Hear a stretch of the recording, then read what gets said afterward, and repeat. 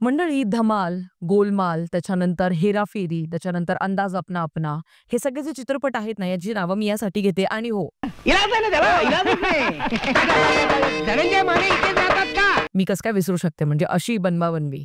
आता या सगळ्या चित्रपटांची नावं मी यासाठी घेतली कारण का अंबट शौकीने चित्रपटाचा ट्रेलर आलेला आहे आणि तो ट्रेलर बेसिकली कसा वाटतोय, या सगळ्या चित्रपटांची जी नावं मी घेतली, या सगळ्यांना एकत्र मिक्सरमध्ये टाकायचं, ग्राइंड करायचं, एक फाईन पेस्ट बनवायची आणि ती पेस्ट म्हणजे या चित्रपटाचा ट्रेलर. आता बरेच सगळे इन्स्टन्सेस बघितल्यानंतर तुम्हाला इथे जाणवलंच असणार आहे.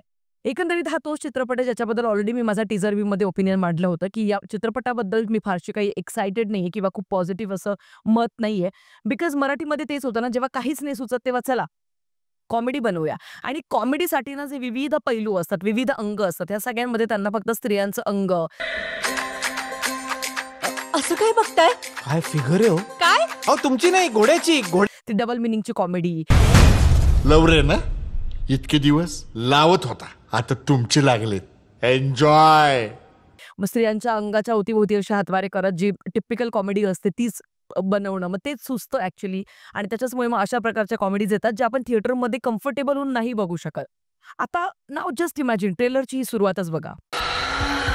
तू पण तुझा शर्ट काढ ना, you are so hot. Now just imagine you are in the theatre आणि हे तुम्ही बघताय थिएटरमध्ये आणि या प्रकारचे जोक्स, डबल मिनिंगचे घाणेरडे वल्गर जे जोक्स असतात, जे आपण नॉर्मली पुरुषांच्या व्हॉट्सअप ग्रुप्समध्ये बरेचसे असतात पडलेले, तर हे असं बघतोय आपण. आणि नाव just imagine, will you be comfortable watching this film?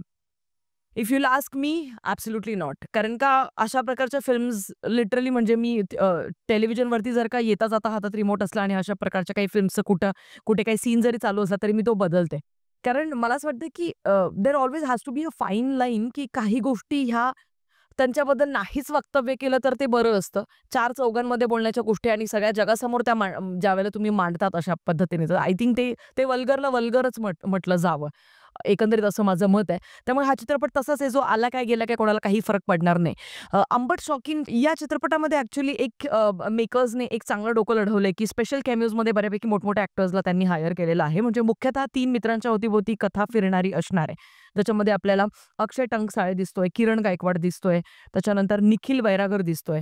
तर हे बेसिकली 3 मित्र आहेत आणि स्त्री लंपट आहेत, आयुष्यात काही ध्येय नाहीये. आणि मग त्याच्यानंतर त्यांना कुठेतरी अमेय वाघ सांगताना आपल्याला दिसतोय की बाबा आता तरी सिरियस व्हा लाईफ बद्दल. आणि खूप फिरवली तुमची रिक्षा तुम्ही, आता जरा हॉल्ट घ्या मित्रांनो. चांगली मुलगी शोधा, तिच्यावर मनापासून प्रेम करा आणि जरा नीट आयुष्य जगा. All the best. मग ते खऱ्या मुलीच्या प्रेमासाठी वेगवेगळं डेटिंग वगैरे सुरू ठेवतात. त्याच्यामध्ये पार्थ बालेरावचा एक एक्स्ट्रा सबप्लॉट आपल्याला दिसतोय. तुंबळ ॲप, 100 पोरींचं प्रोफाईल आहे त्यावर, तुला जे आवडेल तिच्याशी बोल.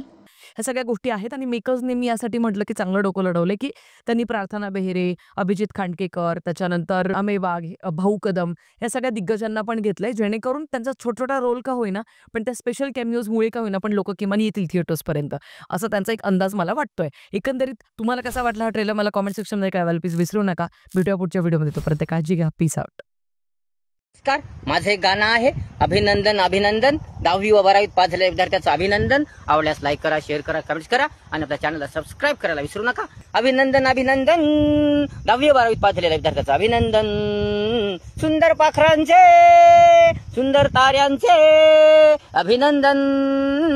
पुढे पुढे जाओ दंदन, प्रगती करो दंदन. पुढे पुढे जाओ दंदन, प्रगती करो दंदन. अभिनंदन अभिनंदन.